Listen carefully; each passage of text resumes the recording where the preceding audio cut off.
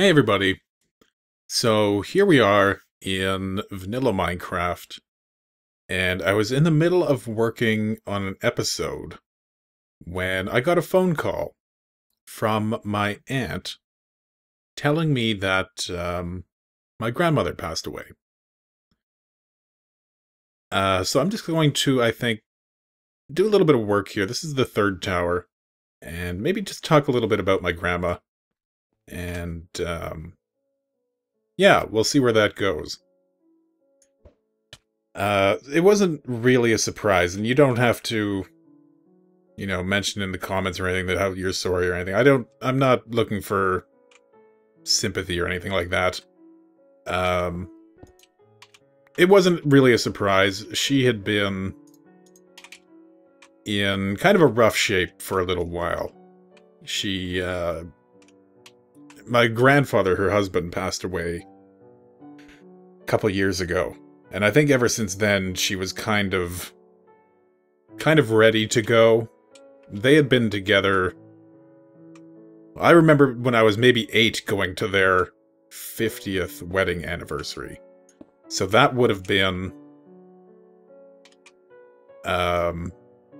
maybe, I don't know, 20-something years ago, maybe 20 years ago about. So they had probably been together about 70 years. And I think when you're with somebody for that long, when they pass, it's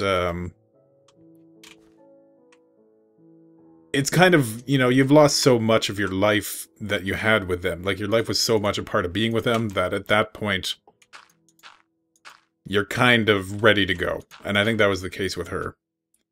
But just a couple weeks ago, she had a stroke, which left her, kind of immobilized on half of her body, and she was in the hospital, and then things kept kind of getting worse and worse, and then finally, she finally passed. But she had been kind of in a rough shape for a while. I think when somebody is in, kind of a bad spot for a long time where they're not doing that great, you kind of just get used to the idea that they're in that state. Like, I think probably for the last, I don't know, 15 years, maybe 10, 15 years, she hasn't really been all that mobile. Like, she's kind of, like, I remember when I was a kid, really young, before I was like even 10 or so, she would often take me for walks and things like that. We'd go miles walking. We'd go to her, like, I'd go to her camp, and we'd go for long walks, and she'd tell me stories about, she grew up in Canada, but she was born in Ireland. From Northern Ireland. She immigrated here when she was a kid, probably about the same age as I was when she was telling me the story.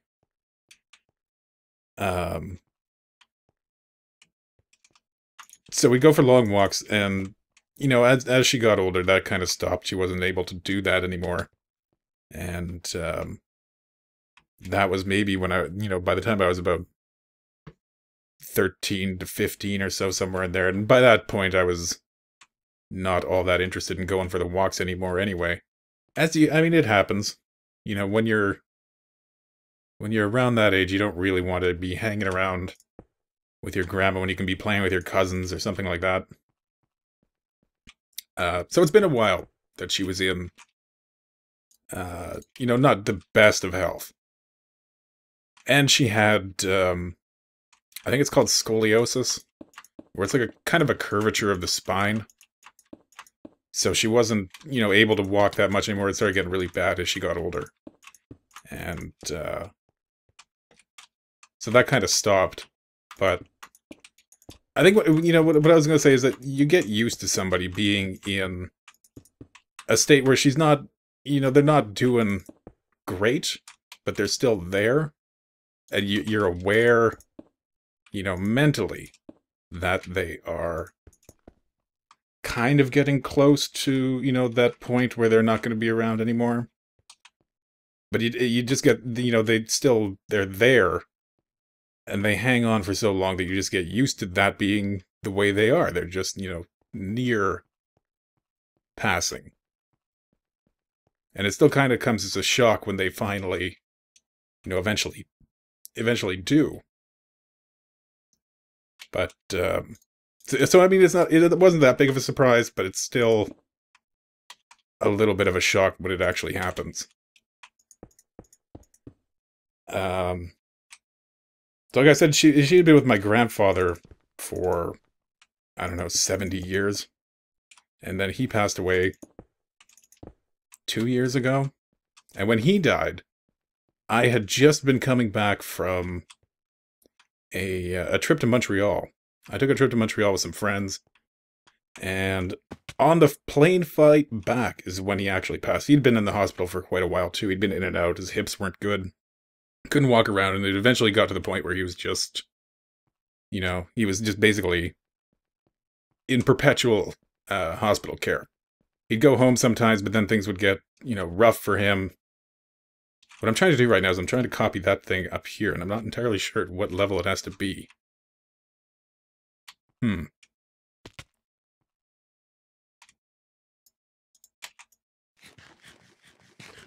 we go. So what was I going to say? So they've been together for a long time. She told me a story about the first time that they'd met, which was, I mean, he was, my grandfather was a big guy.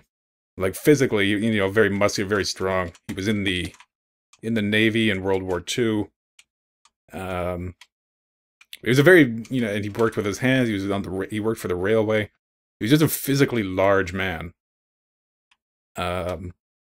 Which is very much the opposite of what she was. She was quite small. But they had met when he was playing hockey, and I think she was just skating. And I guess the hockey game kind of got out of control, and he ended up checking her, I think, body checking her, slamming his body into her, knocking her down. And that was how they first met. And then within a couple years, I don't remember if they got married before or after he was in World War II. I'm gonna say after. Because I think all of their children were born after that. All of my aunts and uncles. So that would be my guess. Oh, here's another good story. Well, a good story. The first and only time I ever shoplifted was when I was with her. We'd gone to this store, and there was a toy there. I don't even remember what it was. Some cheap little toy that I really wanted. Man, I am not getting this down. Okay, so this needs to be... The glass starts at one down from this. So that is on the same level as those. And those are one up from this. Okay. Okay, I think I got this. Does it go all the way up? No. So it's got to be one up from this. So there.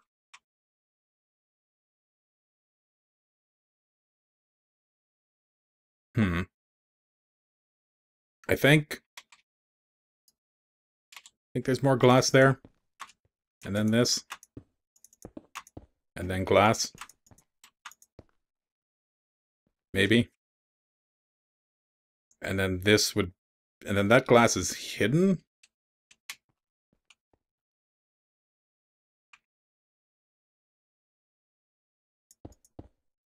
I think this is how it's supposed to be. The clouds aren't helping. So the first and only time I ever shoplifted, we had gone to the store, and there was I wanted some toy. I don't remember what. Some cheap little toy. And she wouldn't get it for me. And I was furious about it. Threw a tantrum. Just a complete little, shit of a kid. And I was so angry that she wouldn't get it for me that I just put it in my pocket and I took it. Which was terribly the wrong thing to do. We get out of the store and I pull it out of my pocket. And she, show it to her, like, ha! What are you gonna do now? I've got the toy. What can you do? She grabbed me by the back of my shirt, hauled me back into the store, dragged me to the manager, and forced me to explain what I had done, and, return the toy, and I'm crying, and just being, just terrible guy. Oh, there we go. Something's wrong here. This isn't...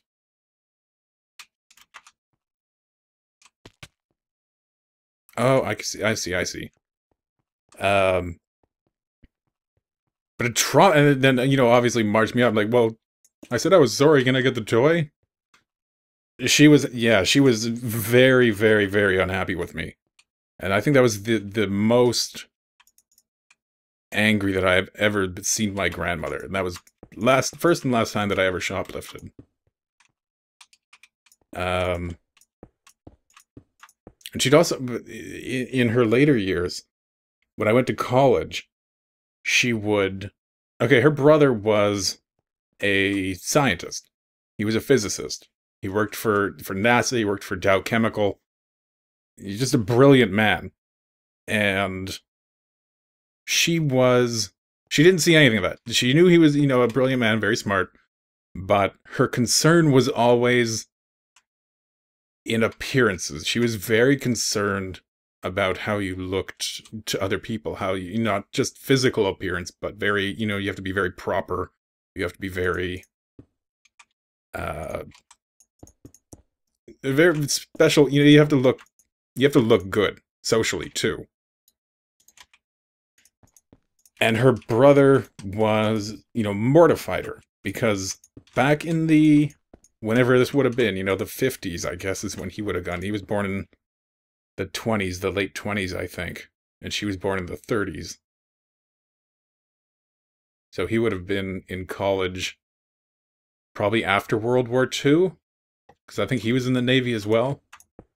So that would have been the 50s, I guess, the late 40s, early 50s. He went to college, he went to university.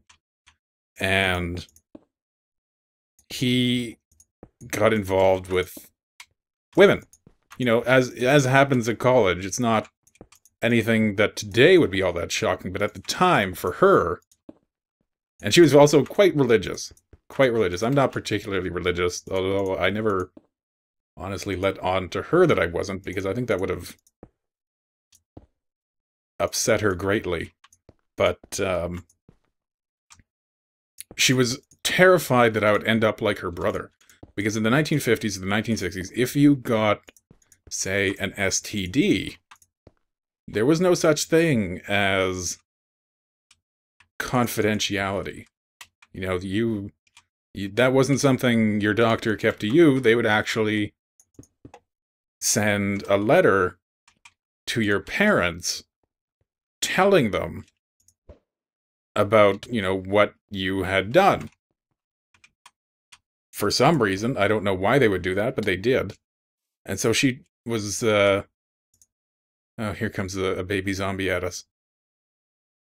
So she told me the story. She took me aside to tell me the story about how her brother had, disgraced the family by getting involved with some woman and getting an STD. And then the university had told her parents that it was just this huge disgrace in the family, and she was terrified it was going to happen to me, and, oh, you need to stay away from women, and you need to do all this. It was probably the most awkward and mortifying conversation I've ever had in my life with my, 70 or 80-year-old grandmother trying to talk to me about, sex and loose women, and, oh, it was a nightmare.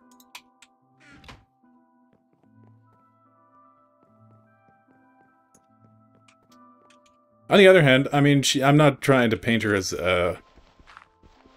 entirely as a worrywart or anything. She was an incredibly nice woman too. She would, if anything, you needed anything, you could always go to her and she would be there for anything.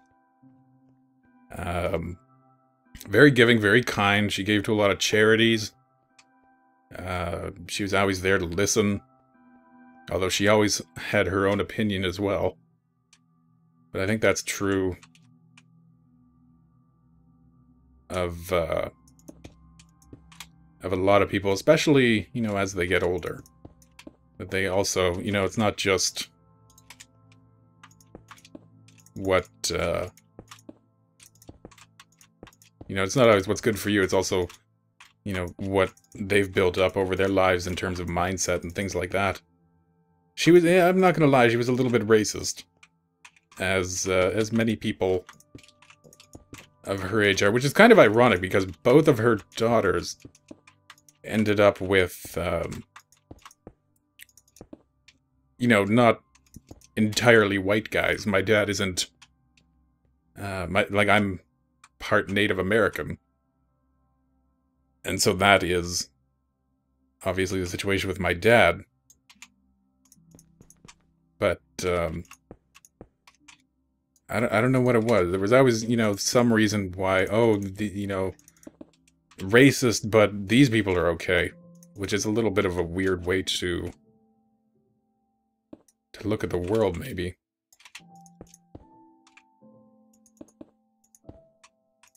But she's always very, very kind to my dad, very loving.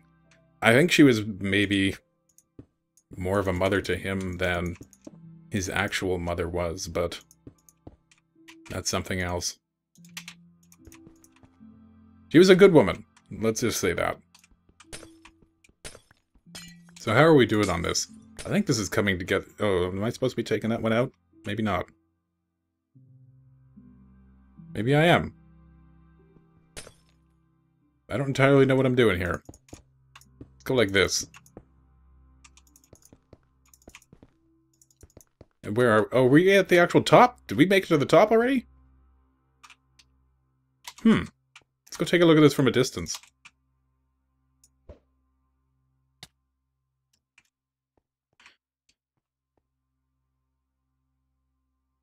I think that look...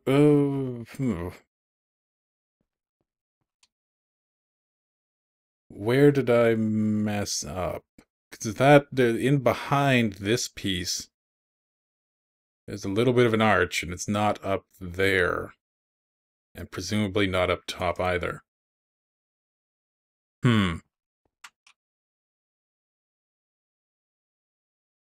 Anyway. I think maybe I'm going to end the episode here. I just wanted to talk a little bit. I'm probably... Like, her wishes were to be cremated, so there's not, you know, a funeral or anything to attend. Which is fine.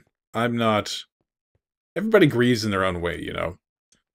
There's no right or wrong way to grieve. And you should never feel like you're obligated to do it, you know, the way somebody else does. That, you know, however you... Oh, come on. However you feel like expressing yourself in a time like that is perfectly fine. There's no right or wrong way to do it. And I think my way of grieving generally is... How did I do that in there? Let's look around back. Is, I just kind of absorb myself in my own projects. It's... Well, you know, like I said, I'm not a religious person. My grandmother was, but I'm not. Oh, trying to jump into there.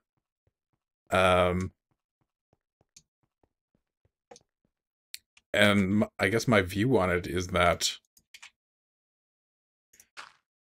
yeah, they're, you know, the person is gone, but how on earth did I... Let's look down here again quick.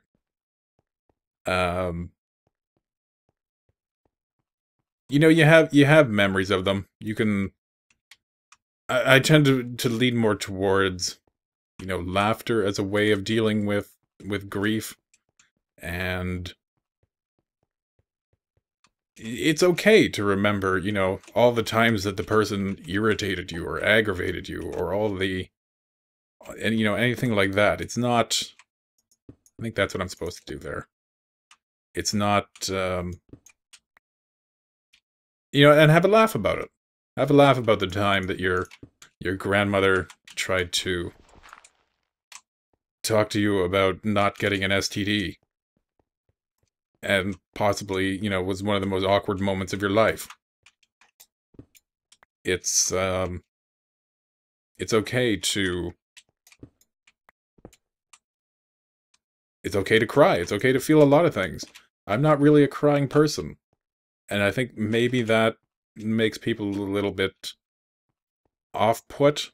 I think, you know, because they kind of expect maybe more of a reaction, and if you don't react that way, sometimes people think that maybe you didn't, you know, feel it in the same way.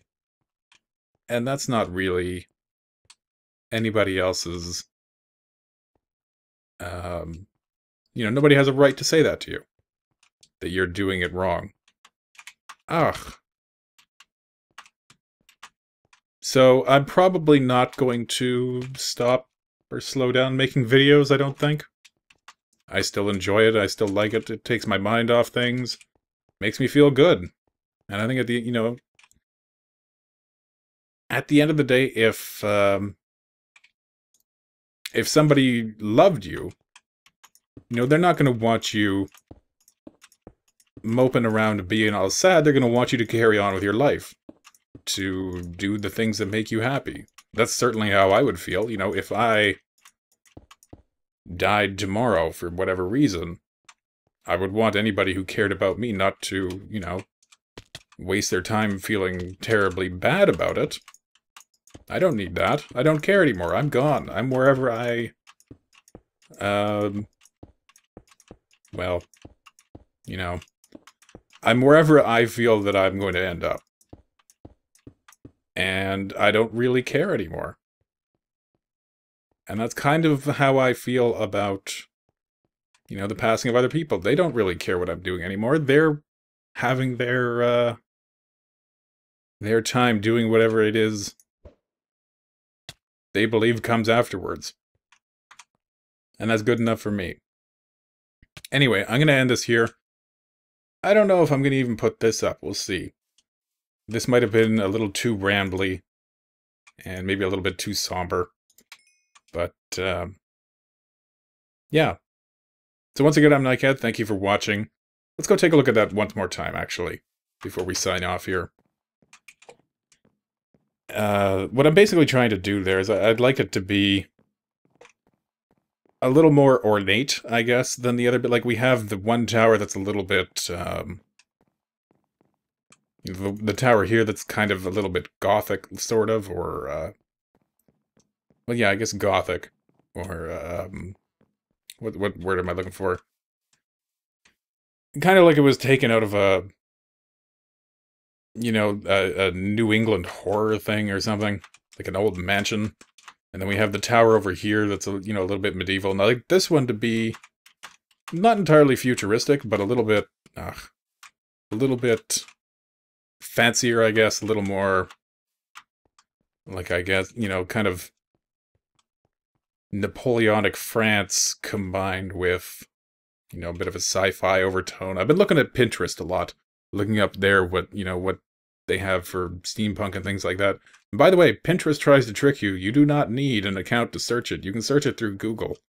But if you go to their main page, they try to make you sign up.